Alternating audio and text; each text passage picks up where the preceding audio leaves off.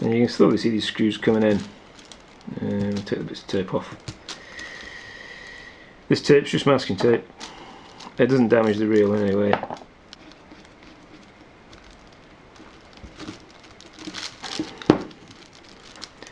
Right, so we're almost there. One more to go in. Okay, so that's probably the most difficult part of the reel assembled. You've got this spring-loaded mechanism here, pushes this slider, and that pushes that cog down. And you got that's your clicking mechanism, and this is your gear, and inside there you've got basically your drag mechanism there. Next off, there's a tube which is mainly to make the reel look cosmetic, and there's a little washer here which provides a spring-loaded mechanism, and then you drag just a cog which goes on. Now I'm going to need to find a way to stop that turning while I put the cog on. Okay, so essentially you take the drag adjuster here and you put it on top of here. Now there's a little bit of difficulty putting it on because when this rivet just there was crimped down, they forced the threads at the top of here, and they probably did it when this was already on. So the threads at the top of here have to be filed to make them worth doing. But Gilfin have handily put a screwdriver slot in the top there so you can turn it, and if there isn't a screwdriver top in the top there, you can just get a hacksaw and make one. So it's not a huge deal. So then you can adjust your drag adjuster there by holding the screwdriver in the middle. Right, so once that's on, you can see the reel is turning properly now. Okay, so now that's on, before we go any further, we'll just put the this is the oiling point nut, which just goes on into that little slot there.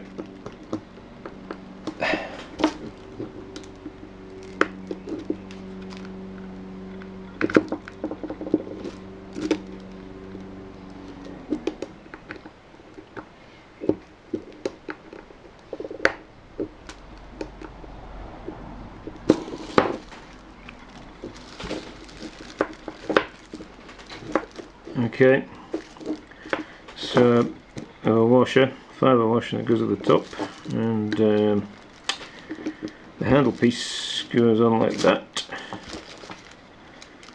and there's a rather flat spring washer that goes on top there, which probably needs replacing.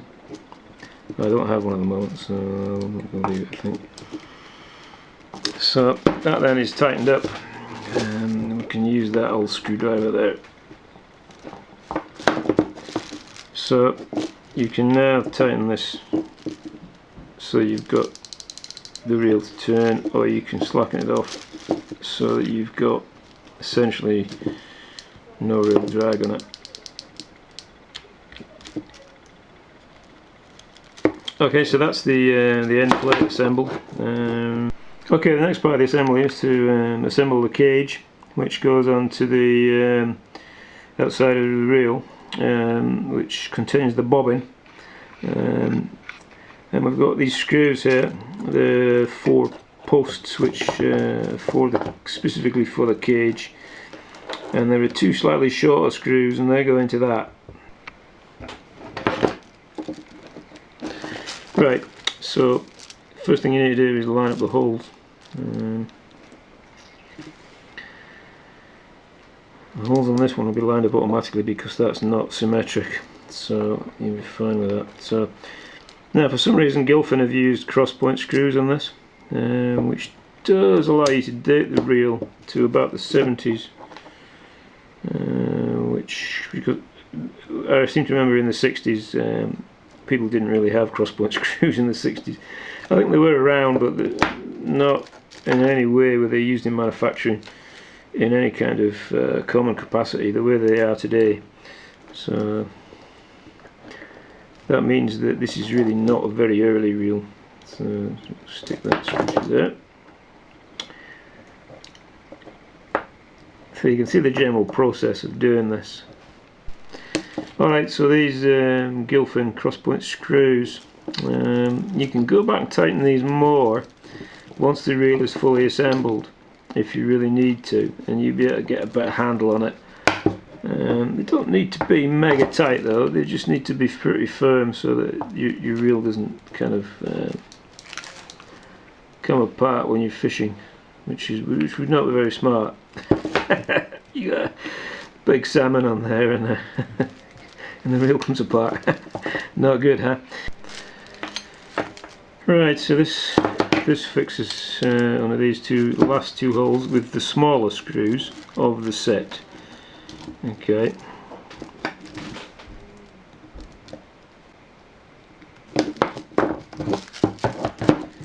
Right, so here we are now.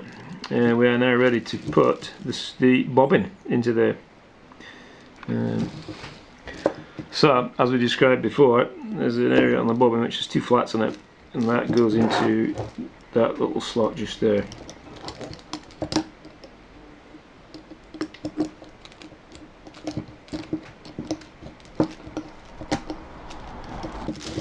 So, the next step is to take these long screws out, and then we'll work on the end plate. Okay, so we're now looking at the end plate. This mechanism here is riveted on, and that's basically the ratchet. So you cannot actually get that off.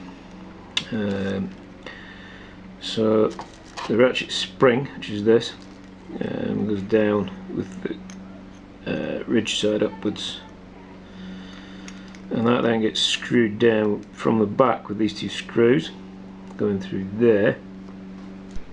So if you get one screw in, then screw it down sort of semi-firm, and then you can put the other one in. And that's pretty easy to do actually.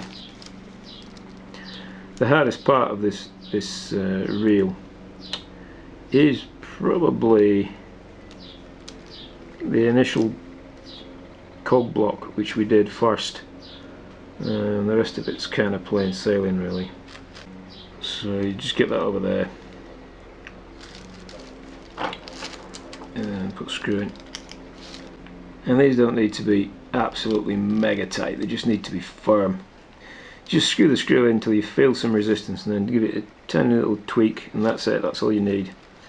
It is in copper and plastic, so you don't want to damage it.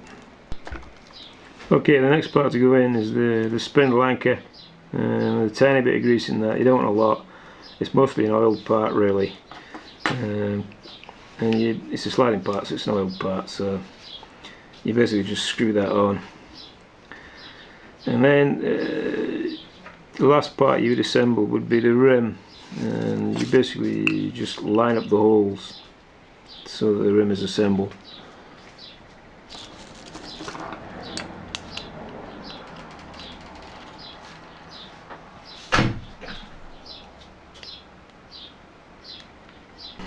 Okay, we're now assembling the end cap here, and again remember it's the long screws that go into the pillars and the short screws that go into this, and bear in mind that this little adjuster here won't allow you to push it that way if you screw it in too tight. So if you're having trouble getting it in, that's probably why. Okay, I don't know why Gilfin put cross points on here, but they are anyway, cross points.